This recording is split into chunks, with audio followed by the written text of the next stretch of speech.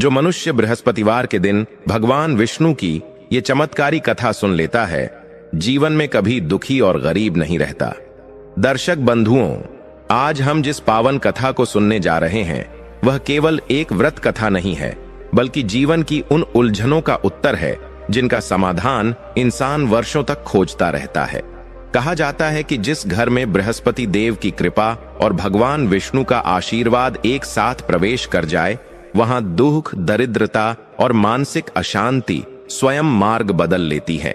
बृहस्पति व्रत का प्रत्येक शब्द, प्रत्येक भाव सीधे मनुष्य के कर्मों को स्पर्श करता है। यह कथा हमें यह बोध कराती है कि जब जीवन में बार बार असफलता हाथ लगती है, जब मेहनत के बाद भी सुख दूर रहता है, तब वास्तव में हमारे कर्म नहीं बल्कि हमारी आस्था डगमगाने लगती है। और उसी आस्था को स्थिर करने के लिए भगवान विष्णु ने यह पावन मार्ग दिखाया। ऐसा कहा गया है कि जो व्यक्ति सच्चे मन से इस कथा को सुनता है, उसके जीवन से भय, चिंता और निराशा धीरे धीरे विलीन होने लगती है। यह कथा उस अंधकार को हटाती है जो मनुष्य को भीतर से तोड़ देता है और उसे फिर से धर्म, संयम और सत्य के मार्ग पर खड़ा कर देती है। इसलिए आज की इस कथा को केवल कानों से नहीं बल्कि हृदय से सुनिए। हो सकता है इस कथा का कोई एक प्रसंग, कोई एक वाक्य आपके जीवन की दिशा बदल दे और वही क्षण आपके दुखों के अंत की शुरुआत बन जाए। लेकिन दर्शक बंधु, आगे बढ़ने से पहले आपको एक अत्यंत गंभीर और पावन बात बता दूं, जिसे हमारे प्राचीन धर्म ग्रंथ विष्णु पुराण में स्पष्ट रूप से कहा गया है कि बृहस्पति व्रत से जुड़ी कोई भी कथा, कोई भी उपदेश यदि बीच में छोड़ दिया जाए तो वह केवल अधूरा श्रवण नहीं रह जाता, बल्कि मनुष्य को उस पूर्ण फल से भी वंचित कर देता है जो इस व्रत के माध्यम से भगवान विष्णु प्रदान करते हैं।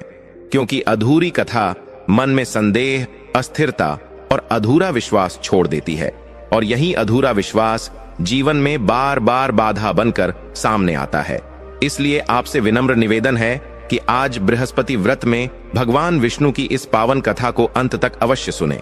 यह केवल एक धार्मिक कथा नहीं है, बल्कि कर्म, भाग्य और आस्था के उस सूक्ष्म संबंध को उजागर करती है जो मनुष्य के जीवन को सुख या दुख की दिशा में ले जाता है। हो सकता है इस कथा का कोई एक वाक्य, कोई एक प्रसंग आपके रुके हुए भाग्य को गति दे दे, आपको गलत कर्मों से बचा ले और उस मानसिक अंधकार से बाहर निकाल दे जिसमें अनजाने में आप भी फंस सकते हैं। और यदि आप स्वयं को सच्चा सनातनी मानते हैं तो यह आपका धर्म भी है कि ऐसे पावन संदेशों को केवल अपने तक सीमित न रखें, बल्कि उन्हें अधिक से अधिक लोगों तक पहुंचाएं। इसलिए इस कथा को लाइक करें, अपने मित्रों और परिवार के साथ साझा करें और हमारे चैनल्स को सब्सक्राइब करना न भूलें, ताकि बृहस्पति देव की कृपा और भगवान विष्णु की अमृतमयी शिक्षाएं आपको निरंतर प्राप्त होती रहें। तो आइए श्रद्धा, संयम और पूर्ण विश्वास के साथ इस दिव्य कथा की शुरुआत करते हैं। बहुत समय पहले की बात है। भारतवर्ष के एक सुंदर राज्य में राजा धर्मवीर नाम के एक बहुत ही प्रतापी और न्यायप्रिय राजा राज करते थे। राजा धर्मवीर का स्वभाव बहुत ही शांत और दयालु था। वह अपनी प्रजा को अपनी संतान की तरह मानते थे और उनके सुख दुख का पूरा ख्याल रखते थे। राजा धर्मवीर की पत्नी का नाम रानी केतकी था। रानी केतकी भी बहुत ही धार्मिक विचारों वाली और सुशील महिला थीं। वह प्रतिदिन भगवान विष्णु की पूजा किया करती थीं और गरीबों को दान दिया करती थीं। राजा और रानी के जीवन में धन, दौलत, मान और सम्मान की कोई कमी नहीं थी। उनका महल स्वर्ग जैसा सुंदर था और खजाना मोतियों से भरा हुआ था। लेकिन कहते हैं ना कि इंसान के जीवन में सब कुछ पूरा नहीं होता। राजा धर्मवीर और रानी केतकी के जीवन में भी एक बहुत बड़ा दुख था। शादी के कई साल बीत जाने के बाद भी उनके घर में किसी संतान की किलकारी नहीं गूंजी थी। राजा और रानी इस बात से बहुत दुखी रहते थे। उन्हें हमेशा यही चिंता सताती रहती थी कि उनके बाद इस विशाल राज्य का उत्तराधिकारी कौन बनेगा। संतान प्राप्ति के लिए राजा और रानी ने बहुत से यज्ञ करवाए, बहुत से दान दिए और साधु संतों की सेवा की। कुछ समय बाद भगवान की कृपा हुई और रानी केतकी गर्भवती हुई। पूरे राज्य में खुशी की लहर दौड़ गई। 9 महीने पूरे होने पर रानी ने एक बहुत ही सुंदर कन्या को जन्म दिया। राजा खुश तो थे, लेकिन उनके मन में कहीं ना कहीं पुत्र की चाहत थी। इसके बाद समय बीतता गया। एक के बाद एक रानी केतकी ने 7 बेटियों को जन्म दिया। 7 राजकुमारियां देखने में बहुत ही सुंदर और गुणवान थीं। राजा धर्मवीर अपनी 7 बेटियों से बहुत प्यार करते थे। उन्होंने अपनी बेटियों को हर तरह की शिक्षा दी और उनका पालन पोषण बहुत लाड़ प्यार से किया। लेकिन राजा के मन में एक टीस हमेशा रहती थी कि उनका कोई बेटा नहीं है। वह अक्सर सोचा करते थे कि लड़कियां तो शादी करके अपने ससुराल चली जाएंगी, फिर इस सिंहासन पर कौन बैठेगा, कौन मेरे बुढ़ापे का सहारा बनेगा और कौन मेरे कुल का नाम आगे बढ़ाएगा। इसी चिंता में राजा धर्मवीर अंदर ही अंदर घुलते जा रहे थे। एक दिन राजा धर्मवीर अपने मंत्री के साथ राज्य के दौरे पर निकले। रास्ते में उनकी नजर एक खेत पर पड़ी। वहां एक गरीब किसान अपने बेटे के साथ काम कर रहा था। वह किसान बहुत ही साधारण कपड़े पहने हुए था और पसीने में लथपथ था, लेकिन उसके चेहरे पर एक अलग ही संतोष और खुशी थी। उसका बेटा भी बड़े मन से अपने पिता का हाथ बटा रहा था। दोपहर के समय जब वे दोनों पिता और पुत्र एक पेड़ की छांव में बैठकर खाना खाने लगे, तो राजा ने देखा कि बेटा अपने पिता को पहले खाना खिला रहा है और बड़े ही आदर से उनसे बात कर रहा है। यह दृश्य देखकर राजा धर्मवीर की आंखों में आंसू आ गए। उन्होंने सोचा कि यह किसान कितना भाग्यशाली है। भले ही इसके पास धन दौलत नहीं है, महल नहीं है, लेकिन इसके पास एक बेटा है जो इसके बुढ़ापे का सहारा है। राजा के मन में उसी समय एक विचार आया। उन्होंने सोचा कि क्यों ना मैं इस किसान के बेटे को गोद ले लूं। मेरे पास इतना विशाल राज्य है, अगर मैं किसी गरीब के बेटे को राजकुमार बना दूंगा तो उसका जीवन भी संवर जाएगा और मुझे भी एक उत्तराधिकारी मिल जाएगा। यही सोचकर राजा धर्मवीर अपने रथ से नीचे उतरे और उस किसान के पास गए। राजा को अपने सामने देखकर किसान और उसका बेटा घबरा गए और उन्होंने राजा के चरणों में गिरकर प्रणाम किया। राजा ने किसान को उठाया और उससे बड़े ही प्रेम से बात की। राजा ने किसान से कहा, देखो भाई, मैं तुम्हारे बेटे के संस्कारों से बहुत प्रभावित हुआ हूं। मेरे पास 7 बेटियां हैं, लेकिन कोई बेटा नहीं है। मैं चाहता हूं कि तुम अपना यह बेटा मुझे गोद दे दो। मैं इसे अपना राजकुमार बनाऊंगा और यह भविष्य में इस राज्य का राजा बनेगा। किसान तो पहले हक्का बक्का रह गया। उसे अपने कानों पर विश्वास नहीं हुआ कि साक्षात राजा उससे उसका बेटा मांग रहे हैं। किसान का नाम रामदीन था। रामदीन बहुत ही गरीब था। उसके लिए 2 वक्त की रोटी जुटाना भी मुश्किल था। उसने सोचा कि अगर मेरा बेटा राजा के महल में जाएगा तो राजसी ठाठ बांट में रहेगा, उसे कभी किसी चीज की कमी नहीं होगी। यह सोचकर किसान के मन में लालच आ गया। उसने सोचा कि बेटे के बहाने मेरी भी गरीबी दूर हो जाएगी। किसान ने हाथ जोड़कर राजा से कहा, महाराज, यह तो मेरे और मेरे बेटे के लिए परम सौभाग्य की बात है। मैं खुशी खुशी अपना बेटा आपको सौंपता हूं। बस मेरी एक विनती है कि मुझे भी महल के आसपास रहने की जगह मिल जाए, ताकि मैं कभी कभी अपने बेटे को देख सकूं। राजा धर्मवीर तो बहुत दयालु थे। उन्होंने तुरंत किसान की बात मान ली। राजा उस लड़के को लेकर अपने महल आ गए। महल में आकर राजा ने उस लड़के का नाम राजकुमार सूर्यभान रखा। राजा ने पूरे राज्य में घोषणा करवा दी कि उन्होंने एक पुत्र गोद लिया है और वही उनका उत्तराधिकारी होगा। रानी केतकी और 7 राजकुमारियों ने भी सूर्यभान का दिल से स्वागत किया। किसान का बेटा अब राजकुमार बन चुका था। वह रेशमी कपड़े पहनता, सोने की थाली में खाना खाता और नौकर चाकर उसकी सेवा में लगे रहते। धीरे धीरे उस लड़के के रंग ढंग बदलने लगे। जो लड़का कल तक खेत में पसीना बहाता था, अब वह ऐशो आराम की जिंदगी जीने लगा। उधर उस किसान रामदीन को भी राजा ने महल के पास ही एक अच्छा सा घर दे दिया था और उसके लिए धन और राशन की व्यवस्था कर दी थी। लेकिन जैसे जैसे समय बीतता गया, किसान रामदीन के मन में अहंकार आने लगा। वह सोचने लगा कि मेरा बेटा अब इस राज्य का राजकुमार है और भविष्य में राजा बनेगा। इसका मतलब मैं राजा का पिता हूं। यह सोचकर उसका व्यवहार बदलने लगा। वह अब खुद को किसी राजा से कम नहीं समझता था। वह आसपास के लोगों पर रौब झाड़ने लगा। जो लोग कल तक उसके साथ काम करते थे, अब वह उन्हें तुच्छ समझने लगा। उसे लगने लगा कि अब तो पूरी दुनिया उसकी मुट्ठी में है। राजा धर्मवीर को जब इस बात का पता चला कि किसान का व्यवहार बदल रहा है तो उन्होंने इसे नजरअंदाज कर दिया। राजा सोचते थे कि गरीब आदमी है, अचानक इतना मान सम्मान मिला है, इसलिए शायद ऐसा कर रहा है। लेकिन राजा को यह नहीं पता था कि यह तो बस शुरुआत थी। आगे चलकर यह अहंकार क्या रंग लाने वाला था। किसान रामदीन का घमंड अब 7वें आसमान पर था। उसे लगने लगा था कि राजा धर्मवीर ने उसके बेटे को गोद लेकर उस पर कोई एहसान नहीं किया है, बल्कि यह तो उसका अधिकार था। वह अब महल के बाहर बने अपने आलीशान घर में बैठा रहता और वहां से गुजरने वाले मंत्रियों और सैनिकों को आदेश देने की कोशिश करता।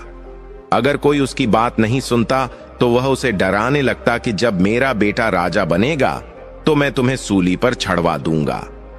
रामदीन की यह बातें सुनकर लोग मन ही मन उसका मजाक उड़ाते, लेकिन राजा का समधी होने के कारण कोई उसके मुंह पर कुछ नहीं कहता था। धीरे धीरे रामदीन का असर उसके बेटे राजकुमार सूर्यभान पर भी पड़ने लगा। जो लड़का कल तक अपने पिता के पैर दबाता था, अब उसे महल के नियम कानून बंधन लगने लगे थे।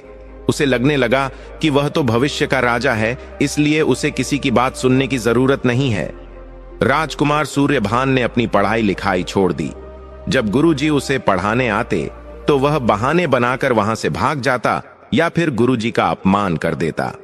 राजा धर्मवीर ने उसके लिए घुड़सवारी और तलवारबाजी सिखाने के लिए जो शिक्षक रखे थे, वह उन्हें भी परेशान करने लग। महल में रहने वाली राजा की 7 बेटियां, जो सूर्यभान को अपना छोटा भाई मानकर बहुत प्यार करती थीं, अब उससे डरने लगी थीं। सूर्यभान अपनी बहनों का सम्मान करना तो दूर, उनसे ठीक से बात भी नहीं करता था। वह अक्सर उनका मजाक उड़ाता और कहता कि तुम लोग तो लड़कियां हो, तुम्हें तो एक दिन यह महल छोड़कर जाना ही पड़ेगा। इस राज्य का असली मालिक तो मैं हूं। उसकी ऐसी कड़वी बातें सुनकर राजकुमारियों की आंखों में आंसू आ जाते, लेकिन वह अपने माता पिता को दुख नहीं देना चाहती थीं, इसलिए चुपचाप सब कुछ सहन कर लेती थी। रानी केतकी एक मां थी और मां की नजरों से अपने बच्चों का व्यवहार छिप नहीं सकता। उन्होंने महसूस किया कि सूर्यभान का स्वभाव दिन पर दिन बिगड़ता जा रहा है। एक दिन रानी केतकी ने राजा धर्मवीर से कहा, महाराज, मुझे लगता है कि हमने सूर्यभान को गोद लेकर कहीं कोई गलती तो नहीं कर दी। वह बड़ों का आदर करना भूल गया है। वह न तो पढ़ाई में ध्यान देता है और न ही राजकाज सीखने में उसकी कोई रुचि है। वह तो बस दिन भर अपने दोस्तों के साथ खेलता रहता है और नौकरों पर हुक्म चलाता है। राजा धर्मवीर ने रानी की बात सुनी और गहरी सांस ली। राजा को भी यह सब दिखाई दे रहा था। उन्होंने रानी को समझाया और कहा, महारानी, आप चिंता न करें, अभी वह बच्चा है और अचानक उसे इतना मान सम्मान और वैभव मिला है, शायद इसलिए वह बहक गया है। मैं उसे समझाऊंगा। मुझे पूरा विश्वास है कि समय के साथ वह सुधर जाएगा और एक अच्छा राजा बनेगा। राजा धर्मवीर का दिल बहुत साफ था, इसलिए वह दूसरों की बुराई जल्दी नहीं देख पाते थे। अगले दिन राजा ने राजकुमार सूर्यभान को अपने पास बुलाया। राजा ने उसे बहुत प्यार से समझाया, बेटा सूर्यभान, तुम इस राज्य के होने वाले राजा हो। एक राजा का धर्म होता है कि वह विनम्र हो, ज्ञानी हो और सबका सम्मान करे। तुम्हें अपनी शिक्षा पर ध्यान देना चाहिए और अपनी बहनों का आदर करना चाहिए। अगर तुम ऐसे ही मनमानी करोगे तो प्रजा तुम्हारा सम्मान कैसे करेगी? राजा की बातें सुनकर सूर्यभान ने सिर तो झुका लिया, लेकिन उसके चेहरे पर कोई पछतावा नहीं था। उसने राजा के सामने तो हां कह दिया, लेकिन वहां से बाहर निकलते ही वह फिर से अपनी पुरानी हरकतों में लग गए। उधर किसान रामदीन की हिम्मत इतनी बढ़ गई थी कि वह अब सीधे राज दरबार में दखल देने लगा था। एक दिन राज दरबार लगा हुआ था। राजा धर्मवीर सिंहासन पर बैठे थे और मंत्रीगण किसी गंभीर समस्या पर चर्चा कर रहे थे। तभी वहां रामदीन बिना किसी अनुमति के अंदर घुस आया। पहरेदारों ने उसे रोकने की कोशिश की तो उसने उन्हें धक्का दे दिया। दरबार में सन्नाटा छा गया। राजा धर्मवीर ने हैरान होकर पूछा, रामदीन, तुम इस तरह दरबार में क्यों चले आए? क्या कोई समस्या? हाँ, रामदीन ने बड़े ही अकड़ के साथ कहा, राजा साहब, मुझे पैसों की जरूरत है। आपने मुझे रहने को घर तो दिया है, लेकिन मेरे खर्चों के लिए जो धन मिलता है वह कम पड़ रहा है। आखिर मैं राजा का पिता हूं, मेरा रहन सहन भी तो राजाओं जैसा होना चाहिए। मुझे अभी के अभी सोने के 100 सिक्के चाहिए। रामदीन की यह बात सुनकर दरबार में बैठे सभी लोग सन्न रह गए। एक साधारण किसान जिसे राजा ने अपनी दयालुता के कारण इतना कुछ दिया, वह आज भरी सभा में राजा से जुबान लड़ा रहा था। राजा धर्मवीर को रामदीन की इस धृष्टता पर बहुत क्रोध आया, लेकिन उन्होंने अपने गुस्से को पी लिया। उन्होंने सोचा कि अगर मैंने इसे कुछ कहा तो मेरे बेटे सूर्यभान को बुरा लग सकता है। राजा ने खजांची को आदेश दिया कि रामदीन को सोने के 100 सिक्के दे दिए जाएं। सिक्के मिलते ही रामदीन के चेहरे पर एक कुटिल मुस्कान आ गई। उसने राजा को धन्यवाद तक नहीं कहा और वहां से चला गया। उस दिन राजा धर्मवीर को पहली बार लगा कि उनसे शायद कोई चूक हो गई है। जिस सादगी और संतोष को देखकर उन्होंने उस किसान के बेटे को गोद लिया था, वह सादगी तो अब कहीं खो गई थी। इस घटना के बाद रामदीन और भी ज्यादा बेलगाम हो गया। वह अब राजा के नाम पर दुकानदारों से मुफ्त में सामान लेने लगा। अगर कोई पैसे मांगता तो वह कहता कि राजा से जाकर मांग लो। प्रजा में रामदीन के खिलाफ असंतोष बढ़ने लगा। लोग राजा के पास शिकायत लेकर आने लगे, लेकिन राजा अपने गोद लिए बेटे के मोह में बंधे हुए थे। वह हर बार रामदीन की गलतियों को माफ कर देते। इधर स्वर्ग लोक में भगवान विष्णु यह सब देख रहे थे। भगवान विष्णु ने देखा कि राजा धर्मवीर जो इतना धर्मात्मा है, वह पुत्र मोह में फंसकर अपने कर्तव्य से विमुख हो रहा है। वह एक अधर्मी और अहंकारी व्यक्ति के पापों को बढ़ावा दे रहा है। भगवान विष्णु जानते थे कि जब तक इंसान का घमंड नहीं टूटता, तब तक उसे सत्य का ज्ञान नहीं होता। किसान रामदीन और उसके बेटे को यह गलतफहमी हो गई थी कि यह सब उन्हें उनकी योग्यता से मिला है, जबकि यह तो केवल राजा की दया और उनके पूर्व जन्मों का कोई पुण्य था। एक दिन शाम का समय था। महल के बगीचे में एक बहुत ही ज्ञानी साधु पधारे। वह साधु भिक्षा मांगने के लिए आए थे। संयोग से वहां राजकुमार सूर्यभान और उसके पिता रामदीन टहल रहे थे। साधु ने रामदीन को देखा और कहा, भक्त, मैं बहुत भूखा हूं, क्या मुझे थोड़ा भोजन मिल सकता है? रामदीन ने उस साधु को ऊपर से नीचे तक देखा। साधु के कपड़े पुराने थे और उनके हाथ में एक कमंडल था। रामदीन ने हंसते हुए कहा, अरे बाबा, यह राजा का बगीचा है, कोई लंगर नहीं है, आगे जाओ, यहां तुम्हें कुछ नहीं मिलेगा। साधु ने बहुत विनम्रता से कहा, भाई, मैं तो बस 2 रोटी मांग रहा हूं।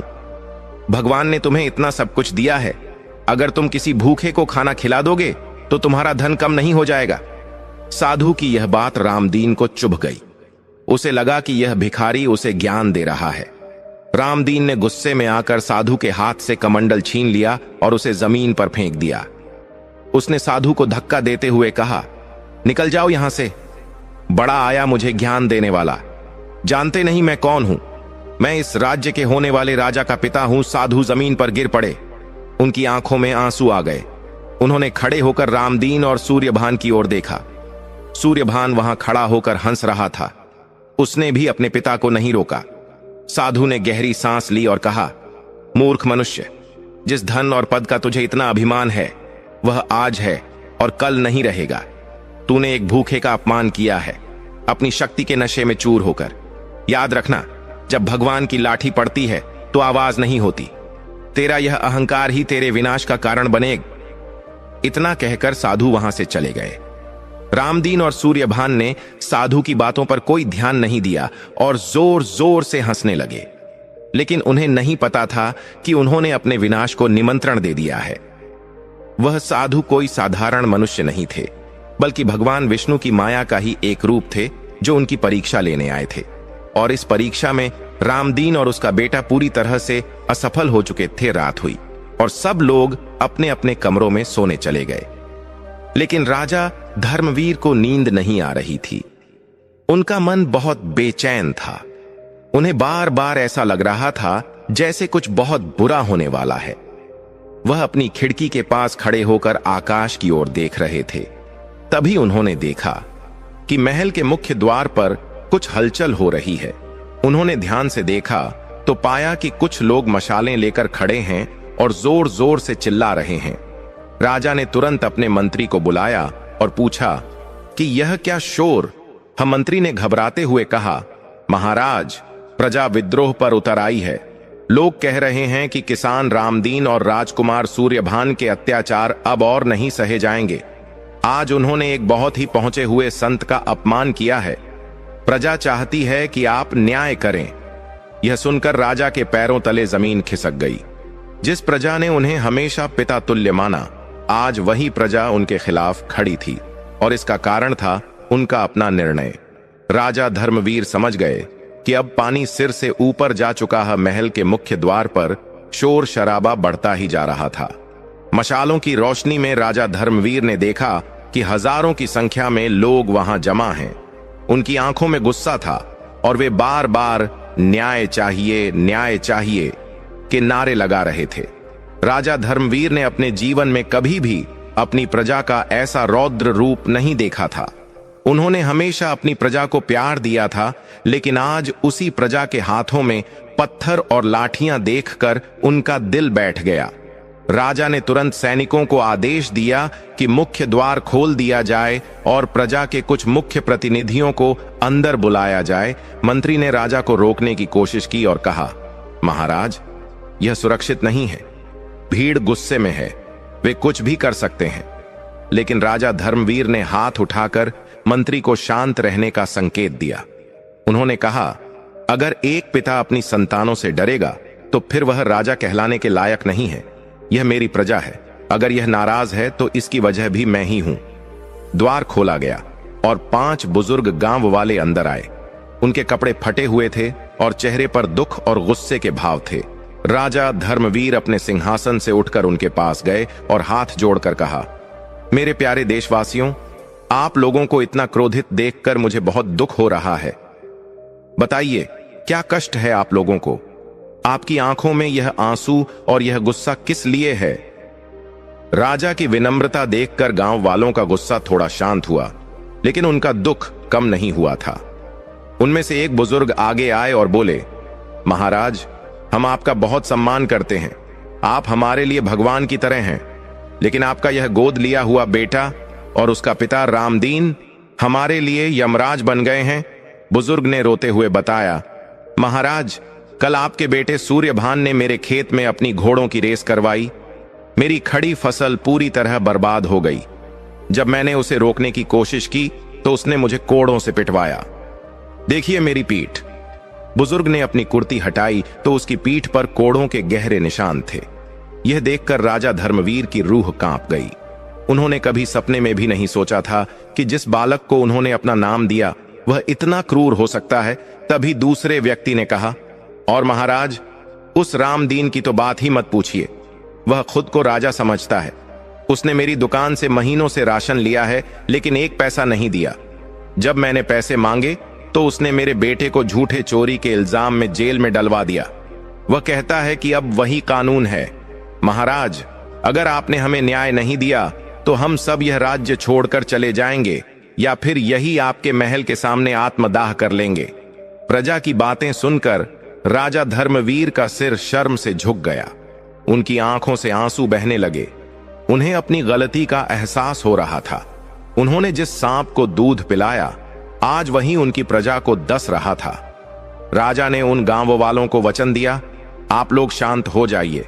मैं धर्मवीर हूं और मैं धर्म का साथ कभी नहीं छोड़ता। मैं आपको वचन देता हूं कि कल सुबह दरबार में आप सबके साथ न्याय होगा। दोषियों को, चाहे वह मेरा बेटा ही क्यों ना हो, कड़ी से कड़ी सजा मिलेगी। राजा के आश्वासन के बाद गांव वाले शांत होकर चले गए। राजा धर्मवीर भारी कदमों से महल के अंदर लौटे। उनका मन बहुत व्याकुल था। वह सीधे रामदीन और सूर्यभान के कक्ष की ओर बढ़े। वहां का नजारा देखकर राजा का खून खौल उठा। बाहर प्रजा रो रही थी और अंदर रामदीन और सूर्यभान मदिरा पीकर नृत्य देख रहे थे। उन्हें इस बात की कोई चिंता नहीं थी कि बाहर क्या हो रहा है। राजा को देखते ही नर्तकियां वहां से भाग गईं। रामदीन ने नशे में झूमते हुए कहा, अरे समधी जी, आप इतनी रात को यहां आइए, हमारे साथ जश्न मनाइए। राजा धर्मवीर ने क्रोध में आकर रामदीन के हाथ से मदिरा का प्याला छीनकर जमीन पर पटक दिया। मदिरा का प्याला टूटकर बिखर गया। राजा की आवाज में बिजली जैसी कड़क थी, शर्म नहीं आती तुम्हें रामदीन? बाहर मेरी प्रजा तुम्हारे अत्याचारों के कारण रो रही है और तुम यहां जश्न मना रहे हो। तुमने और तुम्हारे बेटे ने मेरे राज्य की नाक कटवा दी है। मैंने तुम्हें एक गरीब और शरीफ इंसान समझकर गले लगाया था, लेकिन तुम तो कपट्टी निकले। रामदीन का नशा राजा का गुस्सा देखकर थोड़ा उतरा, लेकिन उसकी अकड़ अभी भी बरकरार थी। उसने कहा, राजा साहब, आप उन 2 कौड़ी के गांव वालों की बातों में आ रहे हैं। वे लोग हमसे जलते हैं। हमारी तरक्की उनसे देखी नहीं जा रही है, इसलिए वे हमारे खिलाफ झूठी शिकायतें कर रहे हैं। और रहा सवाल सूर्यभान का, तो वह एक राजकुमार है। अगर उसने किसी किसान की फसल खराब भी कर दी तो क्या हुआ? राजा के बेटे शिकार नहीं करेंगे तो क्या हल चलाएंगे? रामदीन की यह निर्लज्ज बातें सुनकर राजा को अपने कानों पर विश्वास नहीं हुआ। उन्होंने सूर्यभान की तरफ देखा। सूर्यभान चुपचाप खड़ा था, लेकिन उसकी आंखों में भी कोई पश्चाताप नहीं था। राजा ने सूर्यभान से पूछा, क्या यह सच है कि तुमने उस बुजुर्ग को कोड़ों से पिटवाया? क्या तुम्हें अपने की पर शर्मिंदा नहीं होना चाहिए? सूर्यभान ने ढिठाई से जवाब दिया, पिताजी, उसने मेरा रास्ता रोका था। एक मामूली किसान की इतनी हिम्मत कैसे हुई कि वह राजकुमार का रास्ता रोके? मैंने उसे बस उसकी औकात याद दिलाई। राजा धर्मवीर समझ गए कि अब बातों से काम नहीं चलेगा। इन दोनों के सिर पर सत्ता का नशा चढ़ चुका है। राजा ने कठोर स्वर में कहा, कल सुबह दरबार लगेगा। तुम दोनों को वहां उपस्थित होना होगा।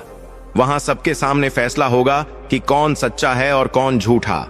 और याद रखना सूर्यभान, अगर तुम दोषी पाए गए तो तुम्हें भी वही सजा मिलेगी जो एक आम अपराधी को मिलती है। इतना कहकर राजा वहां से चले गए। राजा अपने शयन कक्ष में पहुंचे। रानी केतकी वहां उनका इंतजार कर रही थीं। राजा की हालत देखकर रानी समझ गईं कि बात बहुत बिगड़ चुकी है। राजा ने रानी के सामने अपना दिल खोल दिया। उन्होंने रोते हुए कहा, महारानी, मैंने बहुत बड़ी गलती कर दी। पुत्र, मोह में मैंने अपनी प्रजा का अहित किया। आज मुझे लग रहा है कि हमारी बेटियां इस बेटे से लाख गुना अच्छी हैं। कम से कम उनके मन में दया और धर्म तो है। रानी केतकी ने राजा को सांत्वना दी और कहा, महाराज, जो हुआ उसे बदला नहीं जा सकता, लेकिन अभी भी समय है। कल बृहस्पतिवार है, भगवान विष्णु का दिन है। मुझे विश्वास है कि भगवान विष्णु हमें कोई न कोई रास्ता जरूर दिखाएंगे। आप कल के दरबार में राजधर्म का पालन कीजिएगा, चाहे सामने आपका बेटा ही क्यों ना हो। रानी की बातों से राजा को थोड़ा हौसला मिला। पूरी रात राजा को नींद नहीं आई। वह करवटें बदलते रहे। बार बार उन्हें उस बुजुर्ग किसान की घायल पीठ और उस साधु का चेहरा याद आ रहा था जिसका अपमान रामदीन ने किया था। राजा मन ही मन भगवान विष्णु से प्रार्थना करने लगे, हे पालनहार, हे जगत के स्वामी, मुझे शक्ति दो। मैं एक पिता और एक राजा के कर्तव्य के बीच फंस गया हूं। मुझे मार्ग दिखाओ प्रभु कि मैं कैसे न्याय करूं और कैसे इस पाप का प्रायश्चित करूं। सुबह हुई। बृहस्पतिवार का दिन था। सूरज की पहली किरण के साथ ही पूरा राज्य जाग चुका था। आज हर कोई दरबार में होने वाले फैसले का इंतजार कर रहा था। राज दरबार खचाखच भरा हुआ था। एक तरफ गांव वाले खड़े थे, दूसरी तरफ मंत्रीगण और राज दरबारी। राजा धर्मवीर अपने सिंहासन पर बैठे थे, लेकिन आज उनके चेहरे पर वह हमेशा वाली मुस्कान नहीं थी। उनका चेहरा गंभीर और सख्त था। थोड़ी देर में रामदीन और राजकुमार सूर्यभान दरबार में आए। उन्होंने कीमती वेशभूषा पहन रखी थी और उनके चलने के अंदाज में अभी भी घमंड झलक रहा था। उन्होंने सोचा था कि राजा केवल दिखावे के लिए यह दरबार लगा रहे हैं, अंत में वह अपने बेटे को बचा ही लेंगे। लेकिन वे नहीं जानते थे कि आज भगवान विष्णु की कृपा से न्याय का तराजू हिलने वाला था। राजा ने कार्यवाही शुरू करने का आदेश दिया। मंत्री ने एक एक करके उन सभी लोगों को बुलाया जिनके साथ अन्याय हुआ था। गवाहियां शुरू हुईं। लोगों ने बताया कि कैसे रामदीन ने उनकी जमीनें हड़प लीं, कैसे सूर्यभान ने बेवजह लोगों को सताया। हर गवाही के साथ दरबार का माहौल गर्माता जा रहा था। रामदीन बीच बीच में चिल्लाने की कोशिश करता, यह सब झूठ है, लेकिन राजा की एक ही नजर उसे चुप करा देती। जब सारी गवाहियां हो गईं, तो राजा धर्मवीर ने भरी सभा में खड़े होकर कहा, आज इस दरबार में जो बातें सामने आई हैं, उन्होंने मेरा सिर शर्म से झुका दिया है। मैं अपनी प्रजा से माफी मांगता हूं कि मेरे अंधाधुंध पुत्र प्रेम के कारण आपको यह सब सहना पड़ा। अब समय आ गया है कि दूध का दूध और पानी का पानी हो। राजा ने आगे कहा, मैं यह घोषणा करता हूं कि राजकुमार सूर्यभान और उसके पिता रामदीन पर लगे आरोपों की गंभीरता को देखते हुए इन्हें अपनी निर्दोषता साबित करनी होगी। लेकिन यह साबित बातों से नहीं होगा, इन्हें एक परीक्षा से गुजरना होगा, और यह परीक्षा कोई साधारण परीक्षा नहीं होगी।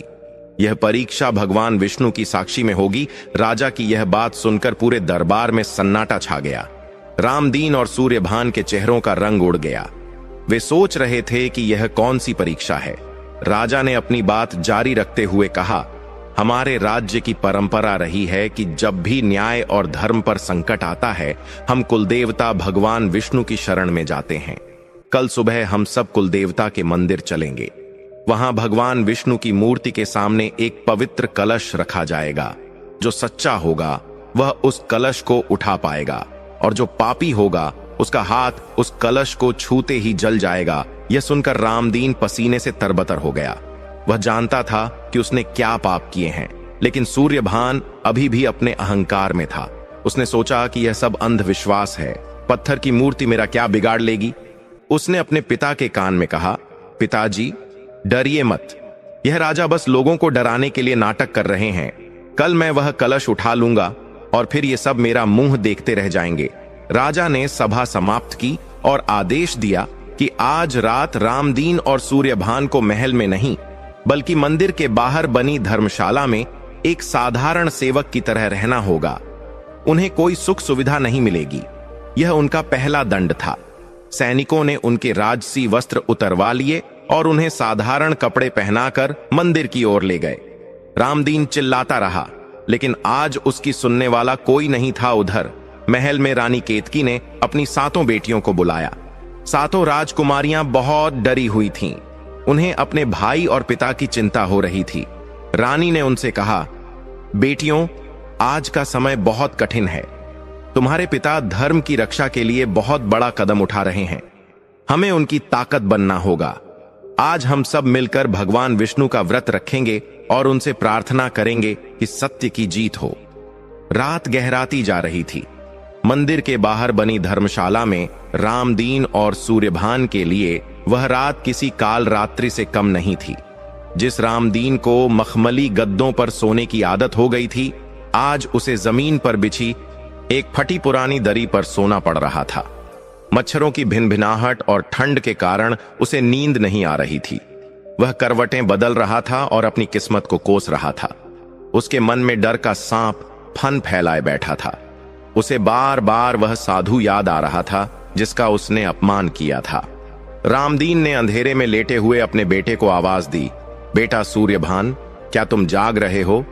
सूर्यभान ने झुंझलाते हुए जवाब दिया, हाँ पिताजी, यहां नींद किसे आएगी? न पंखा है न नरम बिस्तर। पिताजी, कल सुबह होते ही मैं उस राजा से कहूंगा कि यह सब नाटक बंद करे। आखिर मैं राजकुमार हूं, मेरे साथ ऐसा व्यवहार करने की उनकी हिम्मत कैसे हुई? सूर्यभान की आवाज में अभी भी वही घमंड था। उसे लग रहा था कि सुबह होते ही सब ठीक हो जाएगा और वह फिर से अपने महल में चला जाएगा। रामदीन ने डरते हुए कहा, बेटा, मुझे बहुत घबराहट हो रही है। राजा ने जिस कलश की बात की है वह कोई साधारण कलश नहीं है। मैंने सुना है कि उस मंदिर में साक्षात भगवान विष्णु का वास है। अगर सच में हमारा झूठ पकड़ा गया तो क्या होगा? राजा हमें जीवित नहीं छोड़ेंगे। सूर्यभान ने हंसते हुए कहा, पिताजी, आप भी किन बातों में आ गए? वह बस एक सोने का घड़ा होगा। मैं उसे उठा लूंगा और साबित कर दूंगा कि हम निर्दोष हैं। आप सो जाइए। लेकिन रामदीन को नींद नहीं आई। पूरी रात वह भगवान से माफी मांगता रहा, लेकिन उसका पश्चाताप सच्चा नहीं था। वह केवल डर के कारण था। उधर महल में भी कोई नहीं सोया था। रानी केतकी और 7 राजकुमारियां पूरी रात पूजा घर में बैठी रहीं। उन्होंने भगवान विष्णु के सामने अखंड ज्योत जलाई थी।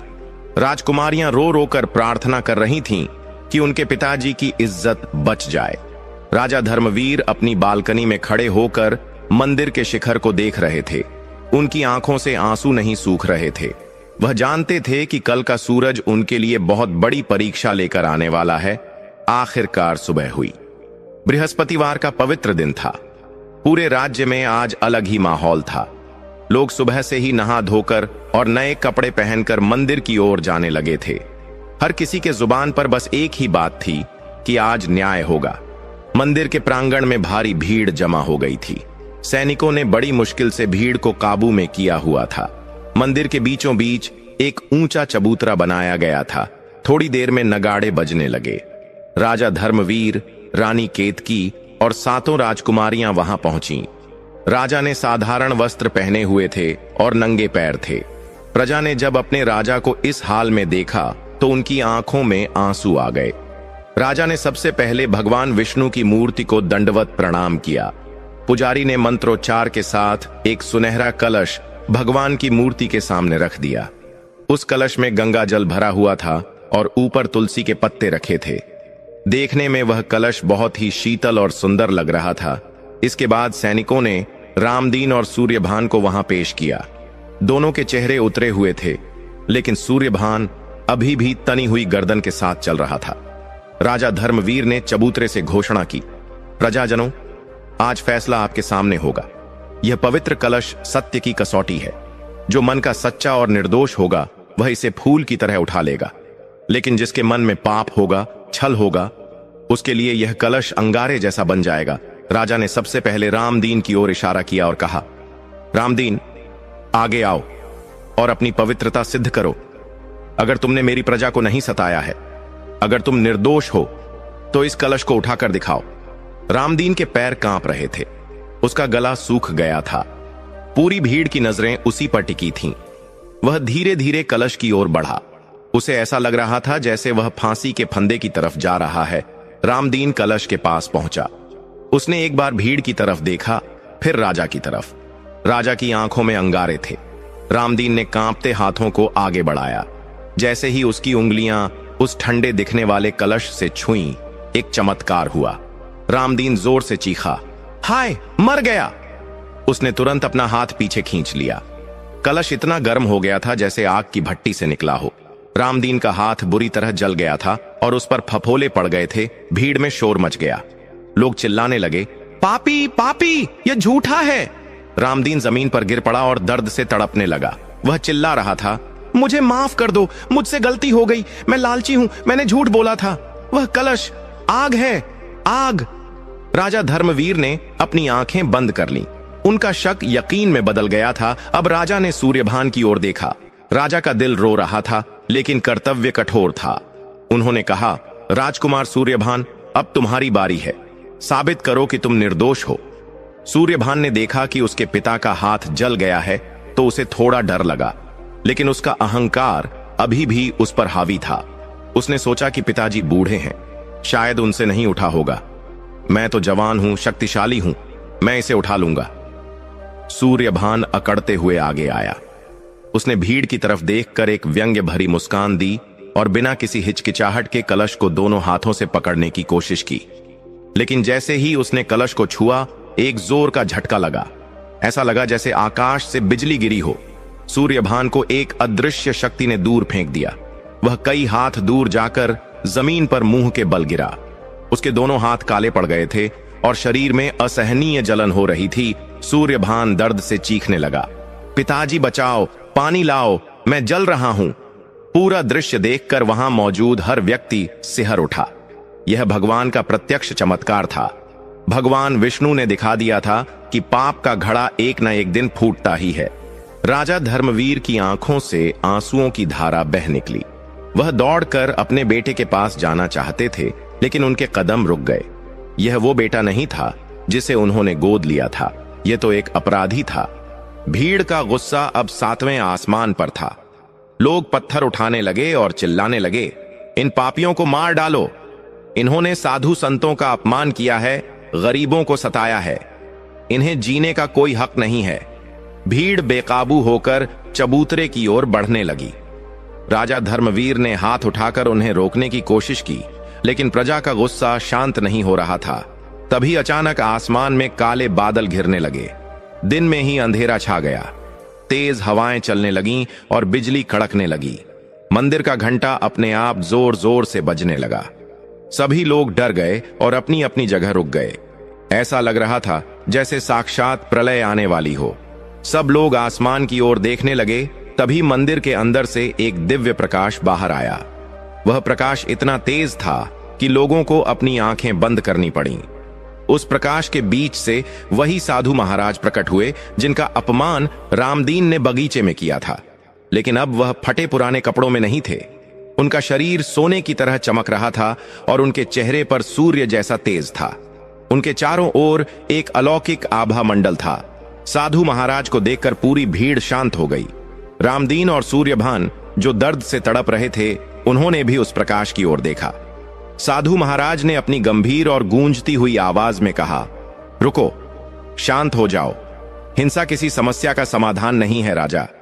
धर्मवीर तुरंत पहचान गए कि यह कोई साधारण साधु नहीं है। राजा और रानी केतकी दौड़कर उनके चरणों में गिर पड़े। राजा ने रोते हुए कहा, महाराज, मुझे क्षमा कर दें। यह सब मेरे पापों का फल है। मैंने ही इस अधर्म को अपने राज्य में पनपने दिया। साधु ने राजा को उठाया और कहा, राजन, तुम दोषी नहीं हो। तुम बस पुत्र मोह में बंधे हुए थे, लेकिन आज तुम्हारी आंखों से मोह का पर्दा हट चुका है। साधु ने तड़पते हुए रामदीन और सूर्यभान की ओर देखा। उनकी दृष्टि पड़ते ही दोनों की जलन और बढ़ गई। साधु ने कहा, रामदीन, सूर्यभान, तुम दोनों ने शक्ति और सत्ता के नशे में चूर होकर मानवता को भुला दिया। तुमने सोचा कि तुम कुछ भी करोगे और तुम्हें कोई नहीं देखेगा, लेकिन तुम भूल गए कि ऊपर वाले की नजर से कुछ नहीं छिपता। आज तुम्हें तुम्हारे कर्मों का फल मिल रहा है। रामदीन ने गिड़गिड़ाते हुए कहा, महाराज, हमें माफ कर दीजिए। हम अज्ञानी हैं। हमें नहीं पता था कि आप कौन हैं। हमारे प्राण बख्श दीजिए। हम जीवन भर आपके दास बनकर रहेंगे। सूर्यभान भी रोते हुए माफी मांगने लगा। उसका सारा घमंड चूर चूर हो चुका था। वह अब बस एक डरा हुआ बच्चा लग रहा था। साधु महाराज ने कहा, क्षमा मांगने से पहले तुम्हें अपने पापों का प्रायश्चित करना होगा। केवल शरीर के जलने से पाप नहीं धुलते, मन का शुद्ध होना जरूरी है। और राजन, अभी एक और सत्य है जो तुम्हें जानना बाकी है। यह लीला अभी समाप्त नहीं हुई है। राजा धर्मवीर ने हाथ जोड़कर पूछा, प्रभु, और क्या सत्य है? कृपया मेरा मार्गदर्शन करें। मैं बहुत दुविधा में हूं। मुझे क्या करना चाहिए? साधु ने मुस्कुराते हुए राजा की 7 बेटियों की तरफ देखा जो एक कोने में खड़ी रो रही थीं। साधु ने कहा, राजन, तुम जीवन भर जिस बेटे के लिए तरसते रहे, जिसके लिए तुमने एक अनजान को अपना खून मान लिया, तुमने कभी अपनी इन 7 देवियों की तरफ ध्यान नहीं दिया। तुमने हमेशा सोचा कि बेटा ही कुल का दीपक होता है। साधु की बात सुनकर राजा का सिर झुक गया। साधु ने आगे कहा, आज मैं तुम्हें तुम्हारी इन बेटियों का असली रूप दिखाऊंगा। जिसे तुम केवल लड़कियां समझते हो, वे वास्तव में क्या हैं? यह कहकर साधु ने अपनी कमंडल से थोड़ा जल निकाला और 7 राजकुमारियों की तरफ छिड़क दिया। जल की बूंदें पड़ते ही एक अद्भुत घटना घटी। 7 राजकुमारियों के शरीर से भी दिव्य प्रकाश निकलने लगा। भीड़ यह चमत्कार देखकर हैरान रह गई। राजा और रानी तो अपनी बेटियों को पहचान ही नहीं पा रहे थे। तभी साधु ने अपना असली रूप धारण किया। देखते ही देखते साधु का रूप बदल गया। उनके 4 हाथ हो गए, जिनमें शंख, चक्र, गदा और पद्म थे। उन्होंने पीतांबर धारण कर लिया। वह साक्षात भगवान विष्णु के रूप में वहां खड़े थे। भगवान विष्णु को अपने सामने देखकर वहां मौजूद हर प्राणी धन्य हो गया। पूरा वातावरण ओम नमो भगवते वासुदेवाय के जयकारों से गूंज उठा। राजा, रानी, प्रजा सब जमीन पर लेटकर भगवान को प्रणाम करने लगे। यहां तक कि रामदीन और सूर्यभान भी अपना दर्द भूलकर भगवान की छवि को अपलक देखने लगे। भगवान विष्णु ने राजा से कहा, धर्मवीर, मैं तुम्हारी भक्ति से प्रसन्न हूं, लेकिन तुम्हारे मन में बेटा और बेटी का जो भेदभाव था, उसे मिटाने के लिए ही मुझे यह लीला रचनी पड़ी। यह रामदीन और सूर्यभान मेरे ही भेजे हुए पात्र थे, ताकि तुम्हें यह सबक मिल सके कि संतान बेटा हो या बेटी, वह अपने कर्मों से ही महान बनती है। जो बेटा तुम्हें दुख दे, वह बेटा नहीं शत्रु है, और जो बेटी तुम्हें मान सम्मान दे, वही असली उत्तराधिकारी है। भगवान विष्णु के विराट रूप को देखकर राजा धर्मवीर की आंखें खुल चुकी थीं। उनकी आंखों से पश्चाताप के आंसू बह रहे थे। भगवान विष्णु ने अपनी गंभीर वाणी में कहा, धर्मवीर, देखो अपनी इन बेटियों को। जिन्हें तुम केवल लड़की समझकर नजरअंदाज करते रहे, असल में यही तुम्हारे कुल की रक्षक हैं। कल रात जब तुम चिंता में सो नहीं पा रहे थे, तब तुम्हारी ये 7 बेटियां मेरे सामने बैठकर तुम्हारे प्राणों की रक्षा और राज्य की सुख शांति के लिए प्रार्थना कर रही थीं। इनकी भक्ति और तपस्या के कारण ही आज मैं यहां प्रकट हुआ हूं। भगवान ने आगे कहा, बेटा और बेटी में कोई भेद नहीं होता, भेद केवल संस्कारों का होता है। एक संस्कारी बेटी 10 बिगड़े हुए बेटों से बेहतर होती है। तुमने समाज के डर से और वंश चलाने के मोह में एक ऐसे लड़के को अपनाया जिसके संस्कार दूषित थे। यह तुम्हारी सबसे बड़ी भूल थी, लेकिन अब तुम्हें अपनी भूल सुधारने का अवसर मिला है। इसके बाद भगवान विष्णु ने तड़पते हुए रामदीन और सूर्यभान की ओर देखा। भगवान की दृष्टि पड़ते ही उनके शरीर की जलन थोड़ी कम हुई, लेकिन उनके हाथ अभी भी काले थे। भगवान ने कहा, रामदीन, तुम्हें तुम्हारी गरीबी ने नहीं बल्कि तुम्हारे लालच ने मारा है। जब तुम गरीब थे तब तुम सुखी थे, लेकिन धन की हवस ने तुम्हें राक्षस बना दिया। और सूर्यभान, तुम तो एक किसान के बेटे थे, तुम्हें तो धरती और मेहनत का महत्व पता होना चाहिए था, लेकिन तुमने शक्ति पाकर कमजोरों को सताया।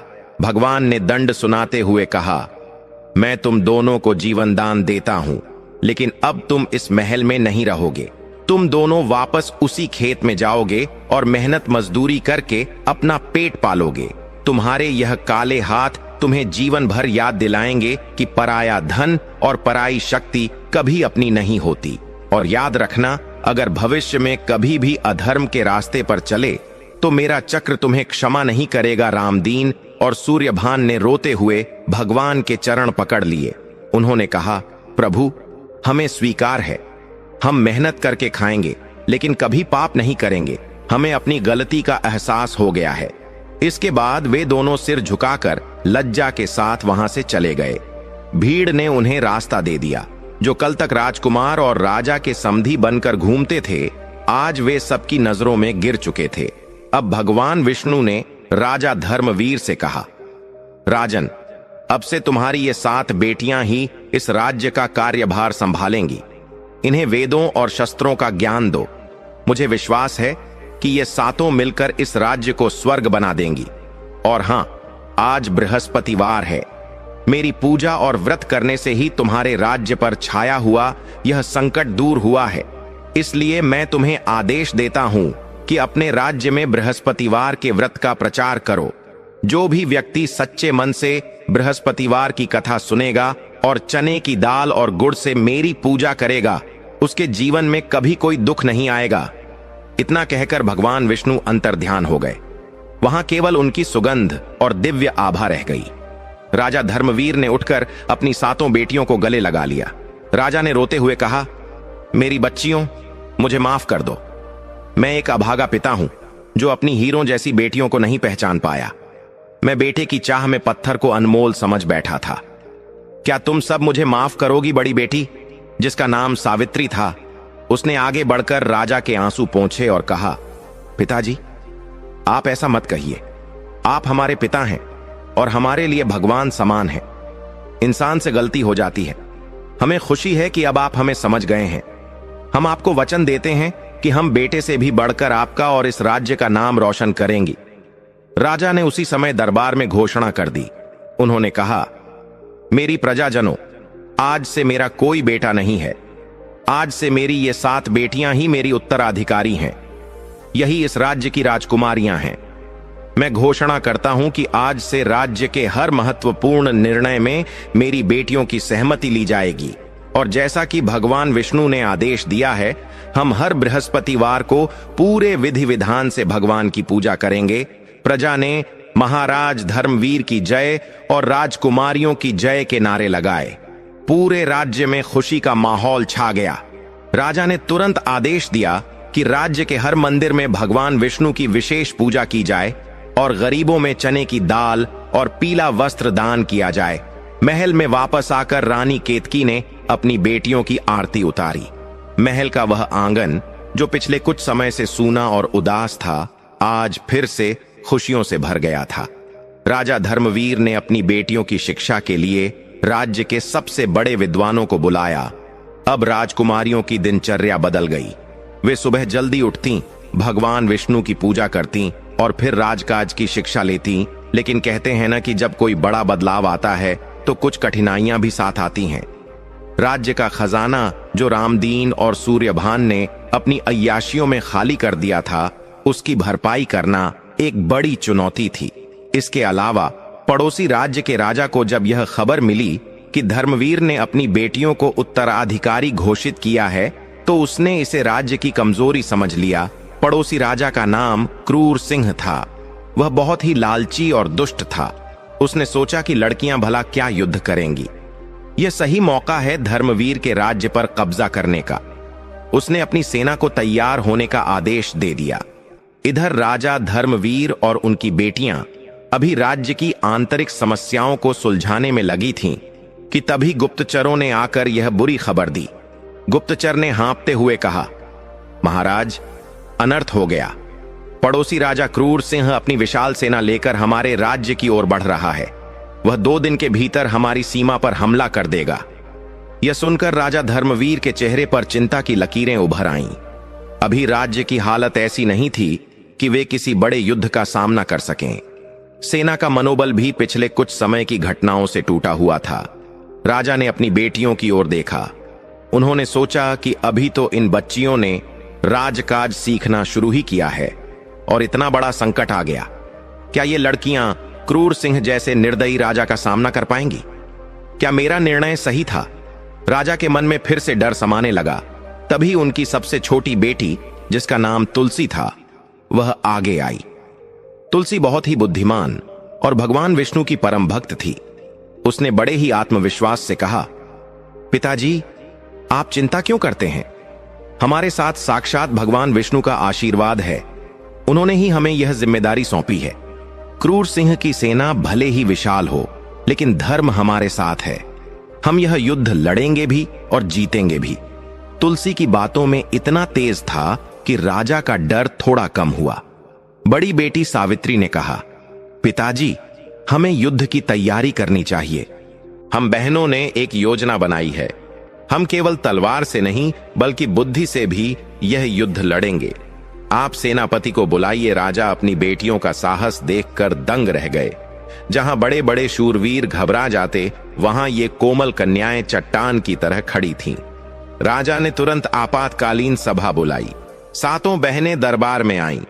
उन्होंने मानचित्र पर अपनी योजना समझानी शुरू की। उनकी समझ और रणनीति देखकर बूढ़े मंत्री और सेनापति भी हैरान रह गए। उन्हें पहली बार लगा कि ये राजकुमारियां साधारण नहीं हैं, लेकिन संकट अब भी टला नहीं था।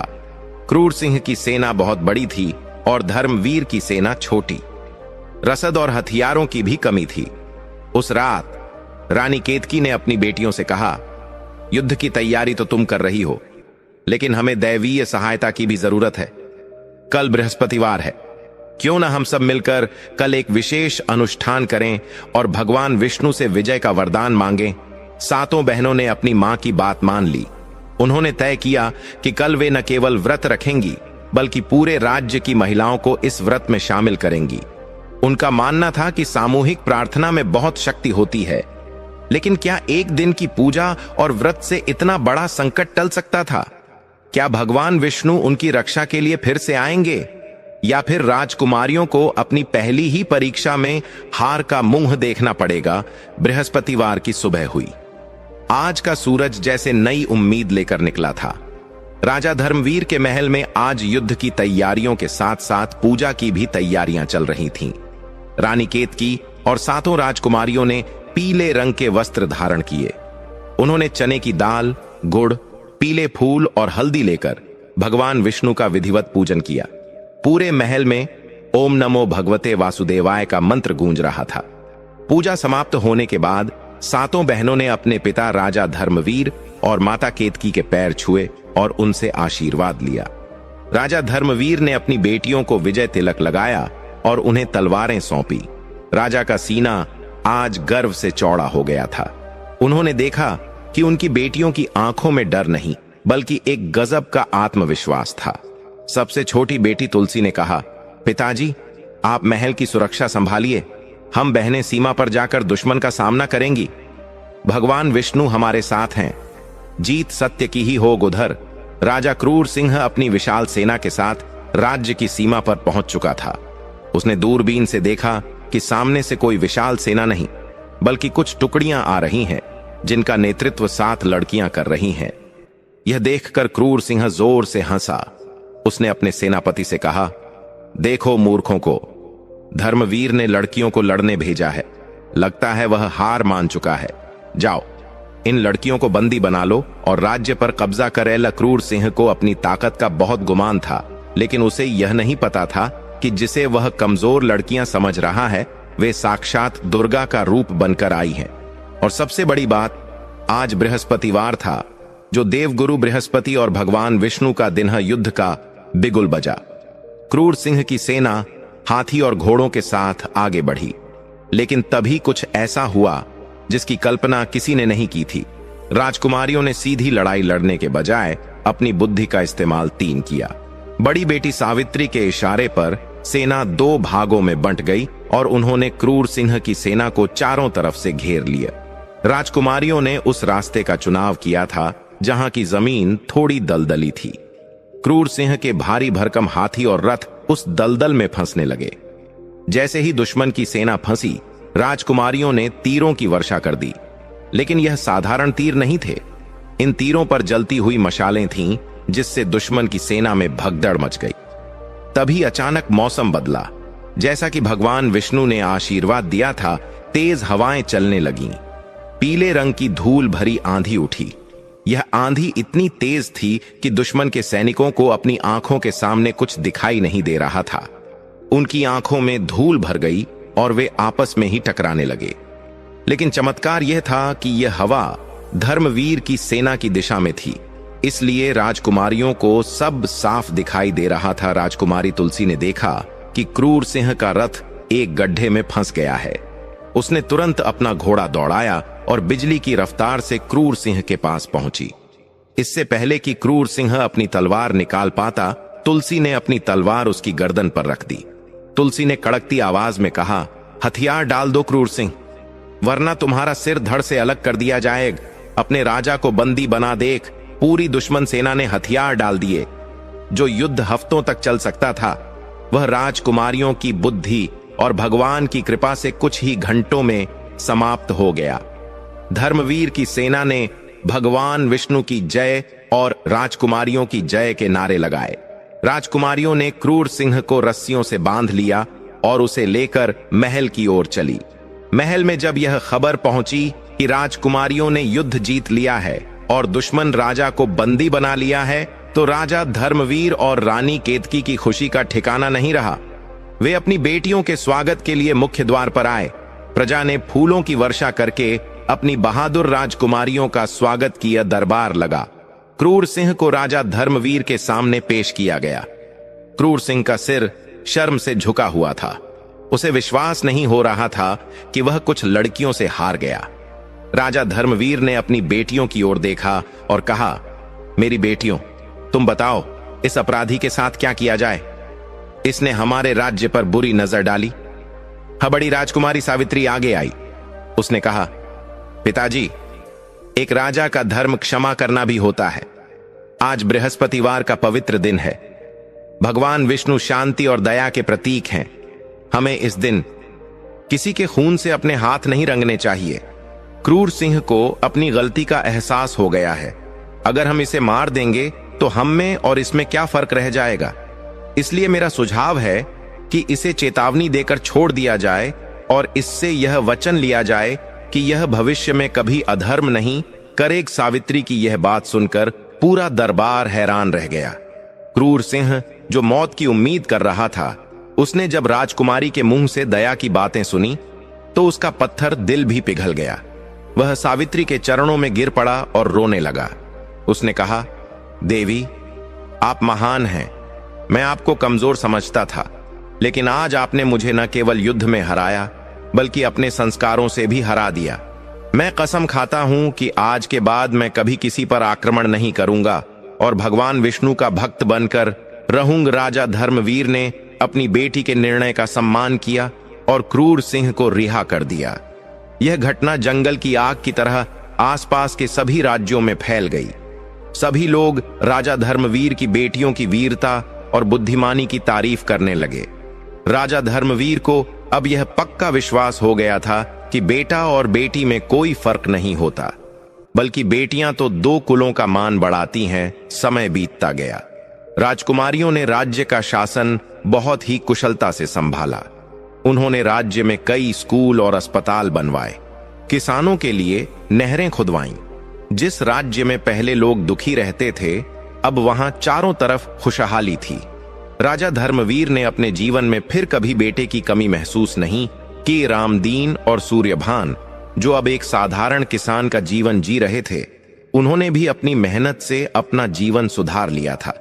वे हर बृहस्पतिवार को मंदिर आते और दूर से ही राजा और उनकी बेटियों को देखकर अपने पापों का प्रायश्चित करते। राजा ने भी उन्हें माफ कर दिया था, लेकिन उन्हें उनके हाल पर छोड़ दिया था ताकि वे मेहनत का महत्व समझ सके। जीवन के अंतिम पड़ाव में राजा धर्मवीर ने सारा राजकाज अपनी बेटियों को सौंप दिया और खुद रानी केतकी के साथ वानप्रस्थ आश्रम में भगवान का भजन करने चले गए। जाने से पहले उन्होंने अपनी प्रजा को एक संदेश दिया। राजा ने कहा, मेरी प्यारी प्रजा, मेरे जीवन से एक सीख जरूर लेना। कभी भी भगवान के न्याय पर शक मत करना और कभी भी बेटा बेटी में भेदभाव मत करना। जो सुख मुझे 7 बेटों से नहीं मिल सकता था, वह मुझे मेरी 7 बेटियों ने दिया है। और यह सब संभव हुआ भगवान विष्णु की कृपा और बृहस्पतिवार व्रत के प्रभाव से। शिक्षा और व्रत विध। दोस्तों, इस कहानी से हमें यह शिक्षा मिलती है कि भगवान के घर देर है, अंधेर नहीं। इंसान का अहंकार उसे ले डूबता है, जबकि विनम्रता और भक्ति उसे फर्श से अर्श तक पहुंचा देती है। कहानी के अंत में मैं आपको संक्षेप में बृहस्पतिवार व्रत की सरल विधि बताता हूं, जिसे करने से आपकी भी सभी मनोकामनाएं पूर्ण होंगे।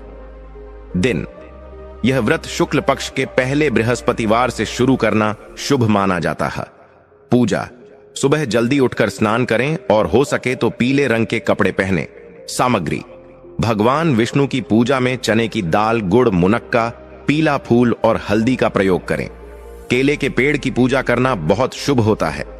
कथा, पूजा करते समय हाथ में चने की दाल और पीले फूल लेकर भगवान विष्णु की कथा, जैसी आपने अभी सुनी, पढ़ें या सुने। भोजन, इस दिन एक समय भोजन करें।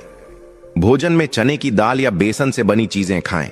ध्यान रहे, इस दिन नमक का सेवन नहीं करना चाहिए। भगवान विष्णु आप सभी के कष्टों को दूर करें और आपके घर को खुशियों से भर दें। अगर आपको यह कहानी पसंद आई हो तो कमेंट में ओम नमो भगवते वासुदेवाय जरूर लिखें।